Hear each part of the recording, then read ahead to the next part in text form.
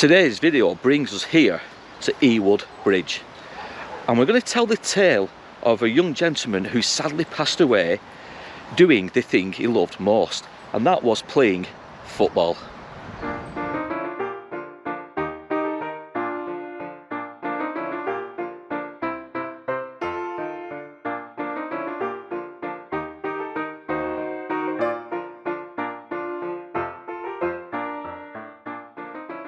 Now, stood here at Ewald Bridge, it's hard to imagine that it was way back on the 28th of October 1995 when I made my first appearance here at Ewald Bridge, and that was to watch Haslingden versus Ramsbottom United Football Club. It's a long time ago, and a lot has changed, as you can see from the actual place where I am. I mean, you've got the old clubhouse, you've got the stand itself, which is still here, and for those eagle-eyed amongst you will have noticed at some point you may have seen the word stand. Now, Haslingden, over the years, they've had many name changes and they've had many different parts of the actual football club itself associated with them. And today's story, like I said, it takes us back to the early 1900s and to one man in particular, a young man who sadly passed away doing the thing he loved most. And like I said at the start, that was playing football. Now, he played for a team called Haslingden Hotspurs, not to be wrongly associated with Haslingden Football Club or Haslingden Association Football Club. Like I said, there's been a lot of different names and a lot of different titles placed towards Haslingden. And I must also add that it wasn't here where he played when a terrible accident happened. It was over in Haslingden at a place called Rye Hill. Now, Rye Hill itself, the area is still there, but most people now know it as Ryefield. He also played on another ground just a bit further down the road from Rye Hill, and a lot of people call it, I think it's the showground or the Shaw ground, but again, it's completely gone, and there's been a lot of houses built over the years, and basically it's at the top of what is called Jubilee Road. It is also known as the Clarence Ground, or it was known as the Clarence Ground. So there's a lot of names that seem to cover this story. But for today's story, we're going to talk about Haslingden Hotspurs and Rye Hill and the Clarence Ground. This story, today's story, takes us back to Saturday the 24th of April 1909. And there was a football match that took place at the Clarence Ground in Haslingden between Haslingden Hotspurs and Waterfoot St James. And the story that we're going to talk about is about a young man by the name of James Taylor. His middle name was Hubert, but they called him Bert just for short. But it was during the game that he sustained a compound fracture of a finger on his left hand. And it was an accidental injury. There was no malice, there was no intent. Football was played in a more gentlemanly fashion. Now, although it was extremely painful, unbeknownst at the time, I don't think he realised his finger was actually broken. I think it was just more of a twist, or that's what he thought. But he played the game and he saw the game out, which incidentally ended in a draw.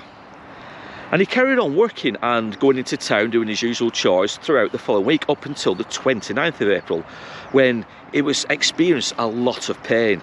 Not just from his hand, but from his entire body. He was having shivers. He was complaining of aching muscles.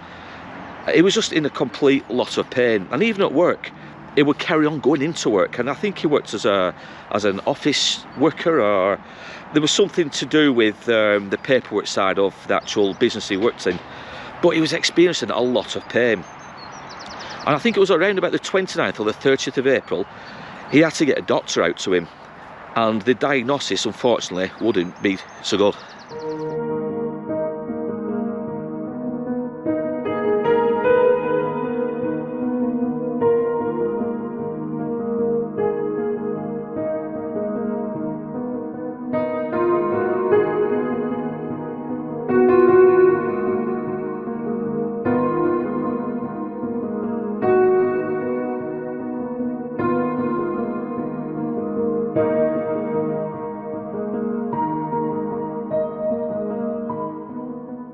Now, it was actually on the 30th of April when the pain was so severe that a doctor was called out to see him. And the diagnosis was instantly recognisable to the doctor and was suffering from what was known as Lockjaw. And he was immediately transported to the Manchester Royal Infirmary. He would only spend around 24 hours, and like I said, his health was deteriorating very, very quickly. And sadly, on the 1st of May, on the Saturday the 1st of May, he would pass away. And this came as a huge shock to everybody who knew him. He was a healthy young man before he obviously went into the hospital. He used to love playing football. And I think from memory, I could be wrong, but I think from memory, the match against Waterford St James for Haslingden Hotspurs, I think it was one of his very first matches. So this is what made it even more shocking. It really is a sad tale. Now, back in the day, Lockjaw, it was a relatively common occurrence in a lot of people, and especially mill workers, because it only needed the slightest injury and then for the tetanus bacteria to get into the bloodstream to cause the Lockjaw symptoms. And I think there were stomach cramps, there were headaches, there was high temperatures, i.e. fever, there was muscle cramps, and sometimes these muscle cramps would lead to severe spasms, which would, when the person tensed up, it could actually snap the tendons, the muscles and the tendons. Now obviously, we appreciate this isn't the scene where that football match took place back in the 1900s. Like I said, the actual match, from recollection, took place at the Clarence Ground, and I'll put a map over now to show you guys exactly where the Clarence Ground used to be.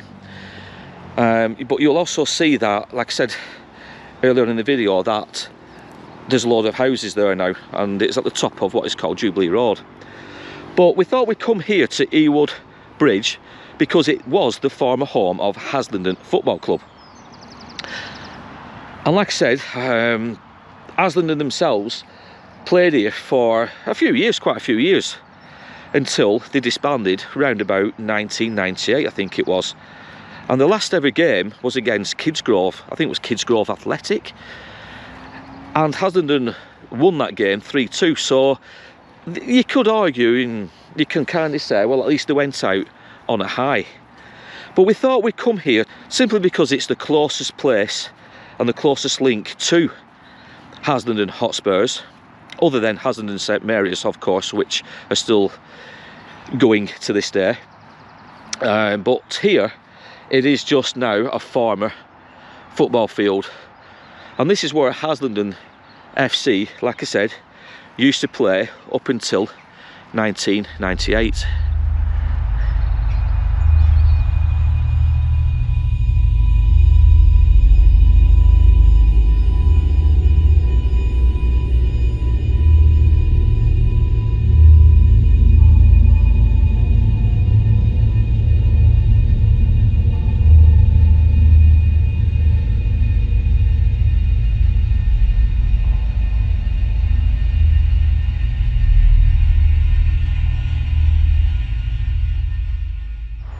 Now, the inquest took place on Tuesday the 2nd of May at the Manchester's Coroner's Court, and it took place during an afternoon.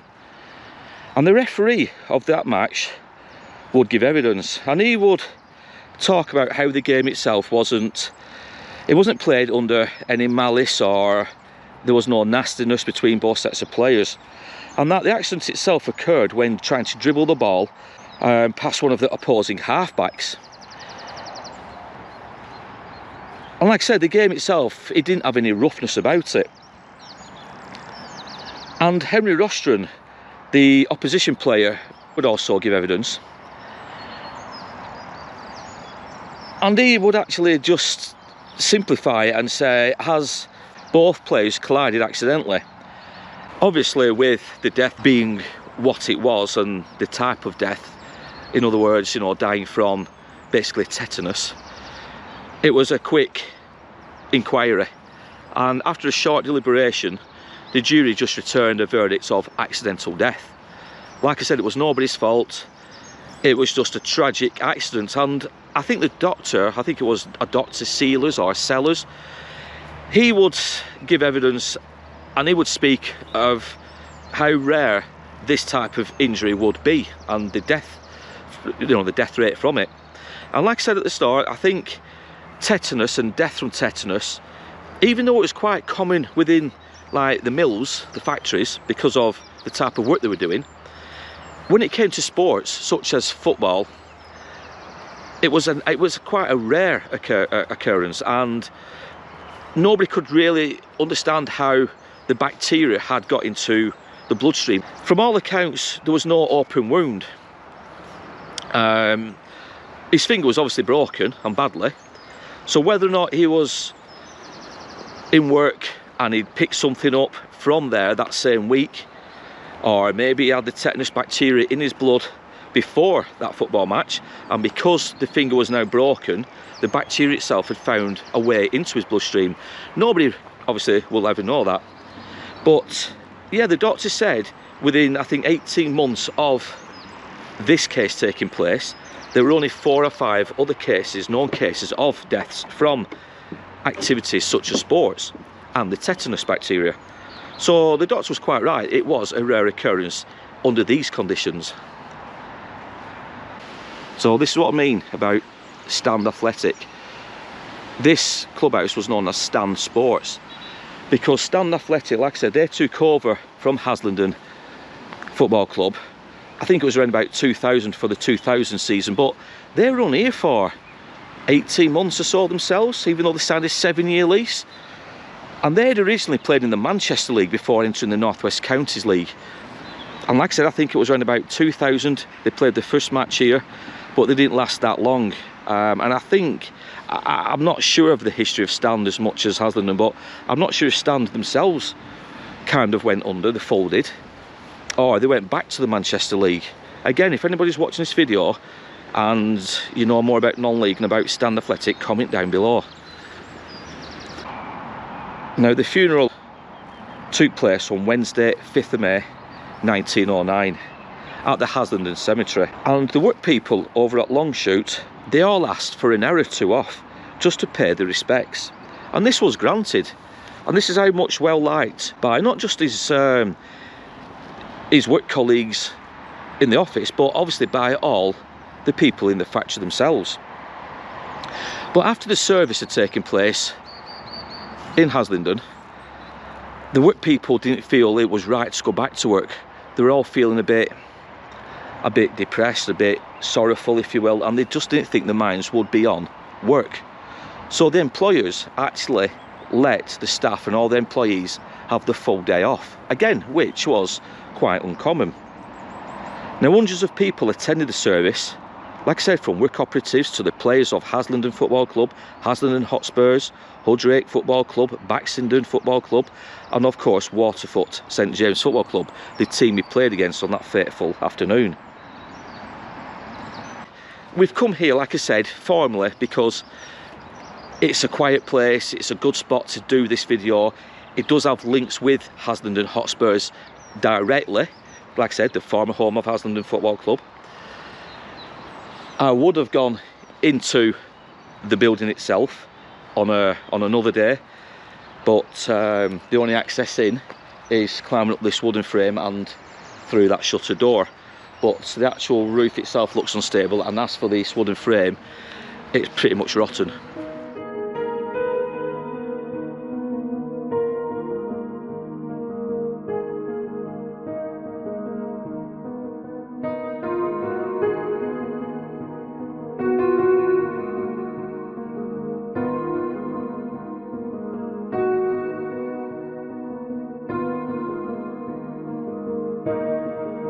We hope you enjoy this story. Like I said, it's not going to be the longest we've ever done. I know I do say that in quite a few videos, and then turn out to be like 30 minutes long, but yeah, I don't think this is going to be as long as what we normally do. So this is the final resting place of James Hubert Taylor.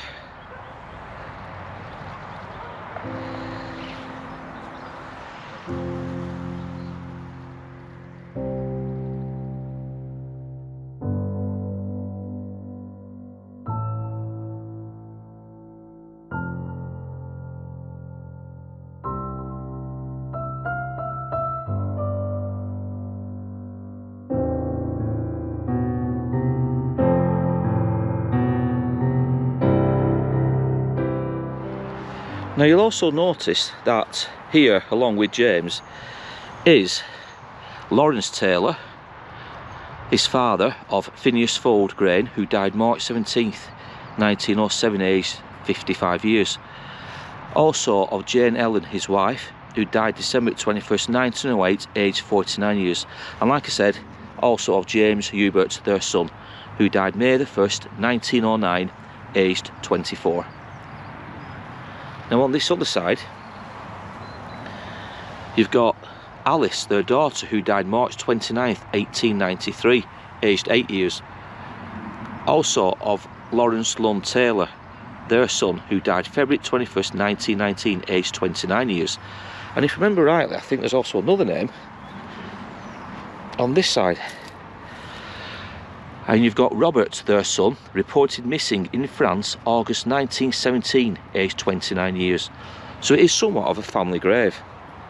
And like I said, it's James whose story we have told today over at Ewald Bridge. So that's it from a very noisy Haslingden cemetery. We do hope you enjoyed this video today, the sad tale of James Hubert Taylor. And if you did, don't forget to give us a big thumbs up, don't forget to comment down below and tell me who your favourite non-league side is. Not professional team, but non-league team. Don't forget to subscribe to the channel because, like I said, it's constantly growing all the time and we don't want you guys to miss out on future videos.